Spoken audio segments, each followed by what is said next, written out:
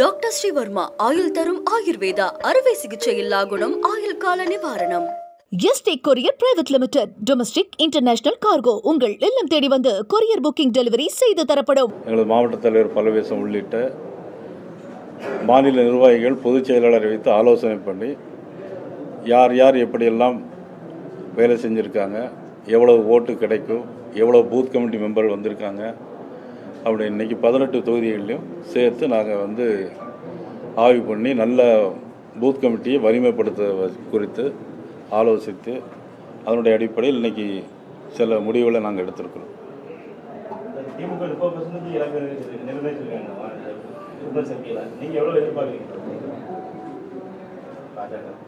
அவங்க 30% உங்களுடன் ஸ்டாலின் உறுப்பினர் சேர்க்கையும் திமுக உறுப்பினர் சேர்க்கை ஒரு பக்கம் போய்கிட்டு இருக்காங்க. உறுப்பினர் சேர்க்கை மூலமாக குறைந்தபட்சம் 30% மக்கள் வாக்கு அவங்க பொதுமக்களுடைய திமுக சேர்க்கணும் அப்படிங்கிறது இலக்கு நிர்ணயித்து அதற்கான பணிகளை செஞ்சுட்டு இருக்காங்க. பாஜகவுடைய குறிக்கோள் எப்படி போயிட்டு? எங்களுடைய குறிக்கோள் திராவிட முன்னேற்ற கழக அரசை, மக்கள் விரோத அரசை, மக்கள் விரும்பாத அரசை வீட்டுக்கு அனுப்ப வேண்டியதுதான் எங்களுடைய கோரிக்கை. இல்லந்தோறும் ஆட்சி ஸ்டாலின்கள் இருக்காங்க. ஆனால் இல்லை ஒவ்வொரு வீட்டுக்கு ஆனால் தொடர்ந்து பார்த்தீங்கன்னா இப்போ நாளையில இருந்து ஜாக்டோ ஜே தங்கள் போராட்டத்தை அறிவிச்சிருக்காங்க. நாளையிலிருந்து மதிய போராட்டம், ஏன்னா தேர்தல் வாக்குறுதி இன்னும் நிறைவேற்றப்படலை. இப்போ பார்த்தீங்கன்னா இல்லந்தோறும் நாங்கள் நேரடியாக சென்று ஒவ்வொரு மக்களாக சந்தித்து தங்கள் மனுக்களை பெறப்படுவதாக சொல்லியிருக்காங்க. ஏற்கனவே திமுக ஆட்சி வரதுனால ஒவ்வொரு ஊருக்கும் பெட்டி கொண்டு போய் பெட்டியில் அவ்வளோ மனுக்கள் வாங்கப்பட்டு 100 நாட்கள் நிறைவேற்றப்படும் சொன்னாங்க. திரும்பி இது போன்ற ஒரு திட்டங்களை துவங்க அப்படின்னா தேர்தலை மையமாக வைத்து ஆரம்பிக்கப்படும் நினைக்கிறீங்களா? அதாவது தேர்தலுக்காக தேர்தல் அறிக்கையை தயார் பண்ணக்கூடிய கட்சி திமுக. இப்போது இல்லந்தோறும் போகிறோன்னு சொல்லியிருக்காங்க. உங்கள் தொகுதியில் முதலமைச்சர்னு ஆரம்பித்தாங்க. உங்கள் தொகுதியில் முதலமைச்சர் ஆரம்பித்தாங்க. எல்லா சட்டமன்ற உறுப்பினரும் 10 கோரிக்கைகளை கொடுக்கணும்னு சொன்னாங்க. எந்த தொகுதியிலையுமே அந்த உங்கள் தொகுதி முதல்வர் திட்டம் எங்கேயுமே முழுசாக நிறைவேற்றப்படலை. இது தேர்தல் வர்றதுனால இப்படி செய்கிறாங்க. தேர்தலுக்கு முன்னால், சட்டமன்ற பொது தேர்தலுக்கு முன்னால் அவங்க ஆட்சிக்கு வர்றதுக்கு முன்னால் என்ன சொன்னாங்கன்னா, எல்லா மகளிருக்கும் 1000 ரூபா கொடுப்பேன்னு சொன்னாங்க. 2.5 வருஷம் 3 வருஷம் கொடுக்கவே இல்லை. பாராளுமன்ற தேர்தல் வந்த பிறகு தான் 6 மாதத்துக்கு முன்னாடி அறிவித்து 1000 ரூபா அப்படின்னாங்க. அதுக்கப்புறம் என்ன சொன்னாங்கன்னா, அது குடும்ப பெண்களுக்கு தான் கொடுப்போம் அப்படின்னாங்க. அதுக்கப்புறம் தகுதி உள்ள பெண்களுக்கு தான் கொடுப்போம் அப்படின்னாங்க. எது குடும்ப பெண்கள், எது தகுதியுள்ள பெண்கள்னு முதலமைச்சர் நினைக்கிறாருன்னு எங்களுக்கு தெரியல. இந்த மாதிரி அவங்க தேர்தலை முன்னிறுத்தி சில திட்டங்களை சொல்லிகிட்டே இருக்கிறாங்க. அதான் தேர்தல் இப்போ அடுத்த தேர்தலை சந்திக்கணும்ல, அதுக்காகத்தான் 1000 ரூபா கொடுக்குறாங்க. விடுபட்ட நபர்கள்னு சொல்லி கொடுக்குறாங்க. ஆட்சி அதிகாரத்துல பங்கு கண்டிப்பா வேணும் அப்படின்னு சொல்லி அன்புமணி இன்னைக்கு காலையில சொல்லியிருக்காரு. காங்கிரஸ் கூட்டணியிலையும் திருச்சி வேலுச்சாமியும் அதே கருத்தை முன்னிறுத்துறாரு. பாஜக அதிமுக கூட்டணியோடைய ஒரு இம்பாக்ட் தமிழக அரசியல்ல இப்படி ஒரு தோற்றத்தை உருவாக்குறதுன்னு நினைக்கிறீங்களா?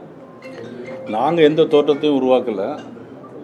அவங்க கேட்குறதுக்கு நாங்கள் பொறுப்பேற்க முடியும். அவங்கவுங்க கட்சியில் அவங்க கேட்டுட்டு இருக்காங்க கூட்டணியில். எங்களுடைய கட்சி, எங்களுடைய நோக்கம் என்னென்னா, எங்களுக்கு திமுகவை ஆட்சியிலிருந்து அகற்றணும், அவ்வளோதான். தேசிய ஜனநாயக கட்சியினுடைய ஆட்சி தமிழகத்தில் வரணும். பீகாரில் 36 லட்சம் வாக்காளர்கள் நீக்கப்பட்டிருக்காங்க. இறந்தவர்கள், மைக்ரேட் ஆகி போனவங்க, வெளிநாட்டு வாக்காளர்கள், இது போன்ற நிலை, அதாவது வாக்காளர்கள் இல்லாதவர்கள், போலி வாக்காளர்கள் அப்படிங்கிற அடிப்படையில் நீக்கப்பட்டிருக்காங்க. இது போன்று தமிழகத்தில் நடவடிக்கை எடுக்கணும்னு நினைக்கிறீங்களா? இது குறித்து தேர்தல் ஆணையத்திற்கு தமிழக பாஜக கோரிக்கை இல்லை, கண்டிப்பாக வைக்கும். அதாவது என்னென்னா, பீகாரில் நடந்து தேர்தல் கமிஷன் நடவடிக்கை எடுத்திருக்கிறாங்க. ஆனால் அதே மாதிரி தமிழகத்தில் ஏற்கனவே மத்திய அரசு கொண்டு வந்த சட்டத்தின் அடிப்படையில் வெளிநாட்டில் உள்ளவங்க, இங்கே இருக்கிறவங்க வெளியேற்றப்படணுங்கிற ஒரு கோரிக்கையெல்லாம் இருந்துச்சு. அது மாதிரி இறந்தவர்களுடைய எண்ணிக்கை, தேவையில்லாத அடுத்த ஊரில் உள்ளவங்களுடைய வாக்குகள், அது நிச்சயமாக அகற்றப்பட வேண்டுங்கிறது எங்களுடைய. திமுக ஓரணியில் தமிழகம் ஒரு திட்டத்தை செயல்படுத்திட்டு இருக்காங்க. ஒவ்வொரு வீடு போய் வாக்காளர்களை சந்திச்சு பட்டியலை சேர்க்கிறாங்க. இந்த திட்டத்தின் மூலம் மக்களோடு கூட்டணி வைத்து இந்த தேர்தலை திமுக சந்திக்கிறதுன்னு சொல்லி திமுகவுடைய நிர்வாகிகள், தனிப்பிரிவு உள்ளிட்ட எல்லாரும் சொல்லி அவங்க என்னன்னாக்கி, அவங்க திமுக, காங்கிரஸ், விடுதலை சிறுத்தைகள் இதெல்லாம் ஓரணியில் இருக்கிறாங்க. இப்போ நாங்கள் தேசிய ஜனநாயகம் பொதுமக்களும் சேர்ந்து நாங்கள் ஓரணியில் நிற்கிறோம். இப்போ அவங்களும் பொதுமக்களோடு சேர்ந்து நாங்கள் ஓரணியா வந்து பொதுமக்கள் அவங்களோட இருக்காங்களா இல்லையான்னு தேர்தல் முடிந்த பிறகு தான் தெரியும். கூட்டணி அமைச்சர்கள் வந்து எங்களுக்கு தரணும் அப்படிங்கறத இன்னைக்கு திருச்சி வேலுச்சாமி ஒரு கருத்தை முன்னிறுத்திருக்காரு. அதே போல விடுதலை சிறுத்தைகள் சொல்லும்போது எங்களுக்கு வந்து கூட்டணியில பங்கு அப்படிங்கறத முன்னிறுத்தாங்க. தொடர்ந்து கூட்டணியில எல்லாருமே வந்து எங்களுக்கு வந்து பங்கு வேணுங்கிறத வந்து அழுத்தக்கூடிய நிலையில இப்போ வந்து திமுக தலைவர் வந்து பெரும் அழுத்தத்துல தள்ளப்பட்டிருக்காரு கூட்டணியில. அது அவங்கள்ட்ட தான் கேட்கணும். டிஎன்பிசில ஒரு கேள்வி வந்திருக்கு. டிஎன்பிசில இது வந்து எப்படின்னா டிஎன்பிசியில வந்து இது போன்ற ஒரு அவங்க பிரச்சாரத்தை தூங்கு நோக்கத்தோடு இது செயல்பட்டதா பல்வேறு அரசியல் கட்சிகள் குற்றம் சாட்டுறாங்க. நீங்க எப்படி பாக்குறீங்க? அதாவது இன்னைக்கு அவங்க வந்து ரொம்ப விரக்தியில் போய் இருக்கிறாங்க. ஆட்சியை இழந்துருவோங்கிற ஒரு மிகப்பெரிய பயத்தில் போய் இருக்கிறாங்க. அதனால் வந்து எப்படியாவது மக்கள் மனசில் தாங்கள் இடம்பெற முடியாதா அப்படிங்கிறது தான் டிஎன்பிசி வரைக்கும் வந்திருக்கு. இன்றைக்கி அவங்க தேர்தல் அறிக்கையில் சொன்னால் எதுவுமே ஓல்டு பென்ஷன் எதுவுமே இல்லை. இப்போ நீங்கள் சொன்ன மாதிரி ஜாக்டோ ஜியோ அவங்க போராட்டம் நடத்துகிறாங்க. அண்ணா யூனிவர்சிட்டி அண்ணா பல்கலைக்கழகத்தில் பார்த்திங்கன்னா இன்னும் நிறைய பேர் காலி இடம் இருக்குது. நிறைய பேருக்கு வேலை இப்போ டீச்சர்ஸை பொறுத்தவரையில் வேலை வாய்ப்பில் வந்து ட்ரைனிங் பயிற்சி முடித்தவங்களுக்கும் வேலை வாய்ப்பு இல்லை. அதுக்கு பிறகு நிரந்தரமான ஊழியர்கள் எங்குமே இல்லாத ஒரு சூழ்நிலை இருக்குது. இவ்வளவு சூழ்நிலையில் இன்றைக்கி திமுக வந்து மிகப்பெரிய ஒரு போராட்டத்தில் இன்றைக்கி தள்ளப்பட்டிருக்காங்க. எடப்பாடி பழனிசாமி சொல்லியிருக்காரு, கூட்டணி ஆட்சின்னு அமைச்சா சொல்லல, எங்கள் கூட்டணி தான் ஆட்சி அமைக்க சொன்னாரு. அதுபோக வந்து நான் எடுக்கிறதா முடிவு இதில் அப்படிங்கிற மாதிரி பேசியிருக்காரு. எங்கள் கூட்டணி தான் ஆட்சி அமைக்குன்னு சொல்லிட்டாருல, அப்புறம் என்ன அவ்வளோதான்.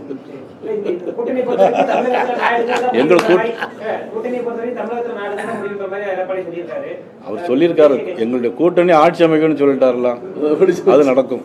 வேற உங்களுடன் ஸ்டாலின் முதல்வர் நிகழ்ச்சிக்கு கூடக்கூடிய கூட்டம், மாண்புமிகு எதிர்கட்சி தலைவர் எடப்பாடி பழனிசாமி நடத்தக்கூடிய மக்களை சந்திக்கும் கூட்டம், அதுக்கு சேரக்கூடிய கூட்டம் எப்படி பாக்குறீங்க? பொதுமக்கள் என்ன மாதிரியான எதிர்பார்ப்போட இந்த கூட்டத்துக்கு வராங்கன்னு சொல்லி நீங்க பாக்குறீங்க சார்?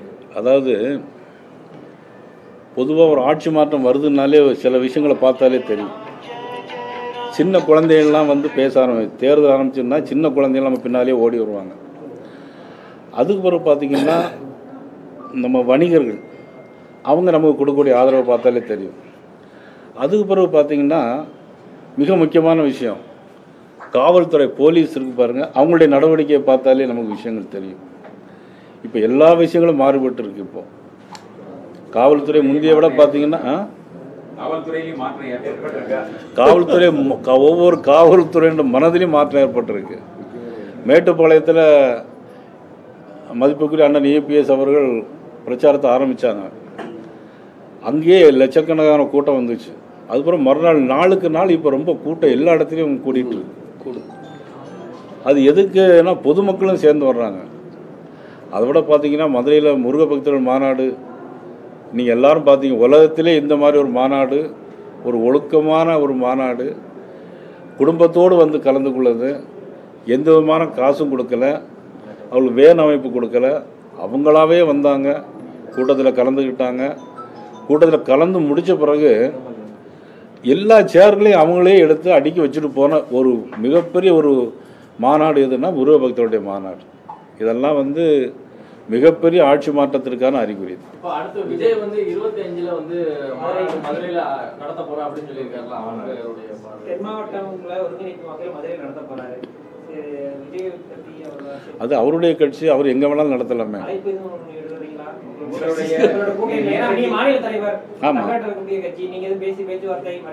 இல்ல, நான் வந்து அவங்களுடைய பேச்சுவார்த்தை நடத்த வேண்டிய பேட்டி கொடுக்கும்போது விஜய் வந்து பாஜகவுடைய பி டீமா செயல்படுறது அமித்ஷா சொல்லி தான் அவர் கட்சி ஆரம்பிச்சு செயல்பட்டு இருக்கிறாரு அப்படின்னு சொல்லி 2 உதாரணத்துக்கு சொன்னார். அவர் வீட்டில் சிக்கன் ரைஸ் ரைடு நடந்துச்சு, அது குறித்து எந்த தகவலும் வெளியே வரல. அதை ரைடு நடத்தின அதிகாரி அவர் கட்சியில் போய் சேர்ந்தாரு. அதற்கு காரணமாக இருந்த புஷி ஆனந்துக்கு பொதுச் செயலாளர் பதவி கொடுக்கப்பட்டிருக்கு. முழுமையாக அவர் பிஜேபியினுடைய பி டீமா தான் அவர் செயல்படுறாருன்னு இந்த 4 வருஷத்துலையும் பார்த்தீங்கன்னா எவ்வளோ பேர் வீட்டில் வருமான வரி ரைடு நடந்திருக்கு. வருமான வரி ரைடுக்கும் பாரதிய ஜனதா கட்சிக்கும் என்றைக்குமே சம்பந்தமே கிடையாது. அது ஒரு இண்டிபெண்ட் பாடி, வருமான வரித்துறை இண்டிபெண்ட் பாடி.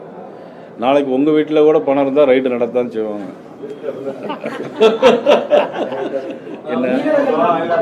தமிழகத்துல வந்து இந்த 1000 ரூபாய் கொடுக்கறதுனால பெண்களோட பொருளாதாரம் உயர்ந்திருக்கிறதா தமிழக முதலமைச்சர் சொல்றாரு. உண்மையிலே தமிழகத்துல நிலைமை 1000 ரூபாய் இருந்தா தமிழகத்துல வாழ்ந்துடலாமா? வாழ்ந்துடும். செல்வராஜுக்கு தெரியும், புதுசாக தான் வீடு கட்டியிருக்கீங்க. ஆனால் ஒரு ஒரு ஒரு குடும்பத்துக்கு உங்களுக்கு மாதத்துக்கு பால் மட்டும் வாங்கினா எவ்வளோ வாங்குவீங்க? பால் மட்டும் வாங்கினா எவ்வளோ வாங்குவீங்க? 3000 ரூபா. ஒரு பால் மட்டும் வாங்கினா 3000 ரூபா வரும். சீனி வாங்கணும், காப்பித்தூள் வாங்கணும், கருப்பட்டி வாங்கணும், இதெல்லாம் எவ்வளோ ரூபா வரும்? ஒரு குடும்பத்துக்கு அரிசி எவ்வளவு? 1 கிலோ அரிசி என்ன விலை? கூடுதலான தொகையை பாடுதல் வரக்கூடிய தேர்தலில் பாஜக கொடுக்குமா? பாஜக அதிமுக கூட்டணி அறிவிக்குமா? கொடுக்குமா? அது தேர்தல் அறிக்கையில் பார்த்து விடுங்க. தேர்தல் அறிக்கையெல்லாம் தயார் பண்ணக்கூடிய ஆள் தான் இருக்கிறாங்க. எடப்பாடி பழனிசாமி வந்து தனித்து ஆட்சி என்கிறார். அதே போல வந்து அவர் சொல்வது வந்து பாஜக இருக்கிறதா தனித்து ஆட்சி என்கிறார். நான் 100 தடவை பதில் சொல்லிட்டேன். நீங்க ஒவ்வொரு தடவையும் இதே கேள்வியை திருப்பி திருப்பி கேட்டுட்டே இருக்கிறீங்க. தமிழக பாஜக தலைவரா நீங்க இந்த கேள்விக்கு பதில் சொல்லியே ஆகணும். சீர்காழியில சிதம்பரத்துல நேற்று நடந்த கூட்டத்துல முதல்வரை வைத்துக் கொண்டு விடுதலை சிறுத்தைகள் கட்சி தலைவர் திருமாவளவன் 100 சீட்டு திமுக ஜெயிச்சதுன்னா 25 சீட்டு விடுதலை சிறுத்தைகளுடைய கான்ட்ரிபியூஷன் இருக்குன்னு முதல்வரை வைத்துக் கொண்டு பேசுகிறார். மறைமுக அழுத்தங்கள் திமுக கூட்டணிக்கு இருக்கிறதா, முதல்வர் ஸ்டாலினுக்கு இருக்கிறதா, தமிழக பாஜக தலைவரோட?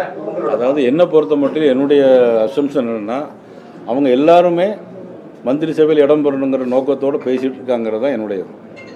தமிழக மீனவர் நலன்ல பாஜக அக்கறை இல்ல, தொடர்ந்து கச்சத்தீவு வச்சு அரசியல் செய்யுதுன்ற மாதிரி முதலமைச்சர் பேசியிருக்காங்க. 1974 கச்சத்தீவை கொடுத்தது யாரு? அன்னைக்கு இந்திரா காங்கிரஸ். அன்னைக்கு தமிழ்நாட்டுடைய முதலமைச்சராக இருந்தது யார்? மதிப்புக்குரிய கலைஞர் முதலமைச்சராக இருந்தாங்க. அந்த கச்சத்தீவை அன்னைக்கு கொடுத்துட்டு இன்னைக்கு கச்சத்தீவை பற்றி அவங்க பேசிட்டு இருந்தாங்கன்னா அதில் என்ன அர்த்தம் இருக்குது? அதெல்லாம்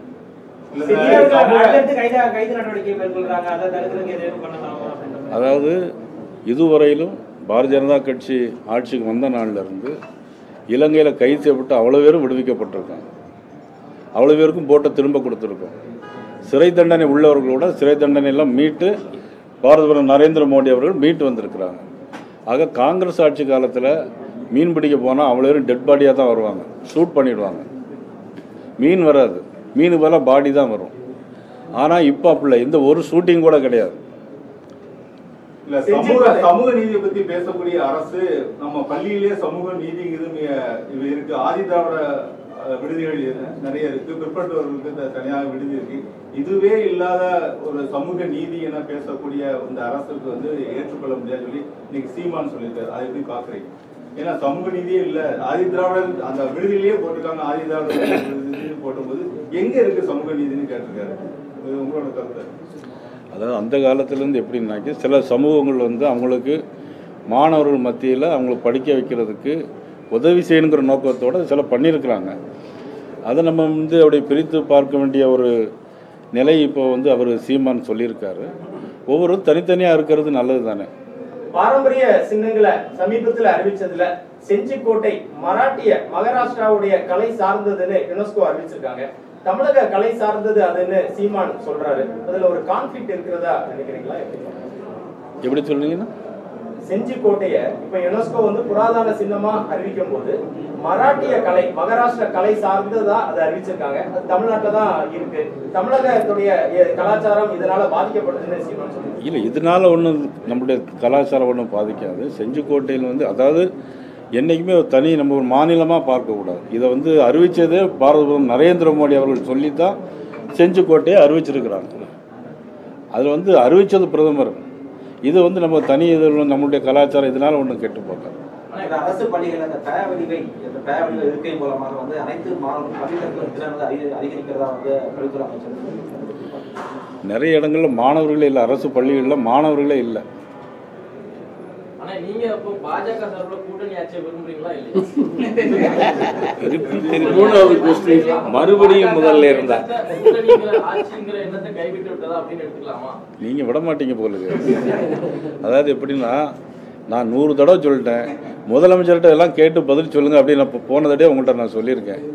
அதை நீங்கள் முதலமைச்சர்கிட்ட கேட்டு பதில் சொல்லுங்கள், நான் இதுக்கு பதில் சொல்கிறேன். முன்னாள் முதலமைச்சர் காமராஜர் குறித்து திருச்சி சிவா வந்து ஒரு கூட்டத்தில் பேசினது பெரிய சர்ச்சையை ஏற்படுத்தியிருக்கு. கலைஞருடைய கையை பிடிச்சி நீங்க தான் தமிழகத்தை பார்த்துக்கணும்னு காமராஜர் வந்து சொன்னதா ஒரு தகவலை வந்து அவர் நேற்று பதிவு பண்றாரு. அதே போல ஏசி வந்து அவர் இல்லாம எங்கேயுமே அவர் ஓய்வு எடுத்தது இல்லை, அவருக்காக தான் சுற்றுலா பணிகள் எல்லாம் ஏசி வச்சோம் அப்படிங்கிற ஒரு கருத்தை அவர் பதிவு பண்ணியிருக்காரு. பெருந்தலைவர் காமராஜரை, கர்ம வீரர் காமராஜரை என்னென்ன வார்த்தைகள்லாம் கலைஞர் பேசினாருன்னு நான் சொல்லட்டுமா? இப்போ சொன்னால் எவ்வளோ பெரிய அசிங்கம் தெரியுமா? மிகப்பெரிய ஒரு தலைவரை, சுதந்திர போராட்ட தியாகி கர்ம வீரர் காமராஜர், நேற்று அவருடைய பிறந்த நாள், எவ்வளவு கேவலமெல்லாம் பேசியிருக்கார் கலைஞர், அதெல்லாம் ஞாபகத்தில் வச்சுக்கணும். சார், இது ஒரு கேள்வி. திமுக அதிமுக தமிழகத்தை பொறுத்த வரைக்கும் கிளை கழகங்கள் வரைக்கும் பூத் கமிட்டி எல்லாத்துலயும் ஆள் இருக்கக்கூடிய ஒரு ஒரு அரசியல் கட்சியா பரிமாணித்திருக்குதுன்னு சொல்லலாம். பிஜேபி தனிப்பட்ட முறையில தமிழகத்துல இப்ப எந்த இடத்துல? நாங்களும் எல்லா கிளைகளிலும் இருப்போம். நீங்கள் அதுதான் எல்லா கிளை தமிழ்நாட்டில் 68,000 பூத்துலேயும் இன்னைக்கு எங்களுக்கு ஆள் இருக்குது. எடப்பாடி பழனிசாமியோட பயணம் நடந்துருக்கு, அவர் திருச்சியோட பயணம் நடந்துருக்கு. இன்னைக்கு வந்து திமுக தலைவர் முதலமைச்சர் சொல்லும் போது சுந்தரா டிராவல்ஸ் வங்கியில் வரக்கூடிய புகை மாதிரி அவர் வாயில இருந்து பேருந்தில் போகும்போது பொய்களா கொட்டி தீர்த்துட்டு இருக்காரு அப்படிங்கிற ஒரு விமர்சனம். அது என்ன, அவரு இஷ்டம், அவர் சொல்லிட்டு இருக்காரு. இவர் சொல்றதெல்லாம் உண்மை, அவர் சொல்றதெல்லாம் பொய் அப்படின்னு எப்படி எடுத்துக்க முடியாது? இவர் சொல்றதெல்லாம் பொய் தானே. நாட்டு மக்களுக்கு தேர்தல் வாக்குறுதி அத்தனையும் பொய் தானே. மதிமுக தலைவரோட எதுவும் பேச்சுவார்த்தை நடக்குதா? நமது கூட்டணியில இருந்து ஒரு சலசலப்பு அங்க இருக்கிறதா? பொதுவான செய்தி கூடுதல் கட்சிகள் வருதா? நிச்சயமா கூடுதல் கட்சிகள் வரும். அதுக்கு இன்னும் கால அவகாசம் இருக்கு. கூடுதல் கட்சிகள் வரும். தமிழ்நாட்டுல 2026 தேர்தல் ரொம்ப ரொம்ப முன்கூட்டியே ஆரம்பிச்சிட்டுதா நினைக்கிறேன்? தேர்தல் ஆரம்பிக்கலன்னு தேர்தல் பயணங்கள் ஆரம்பிச்சிருச்சு.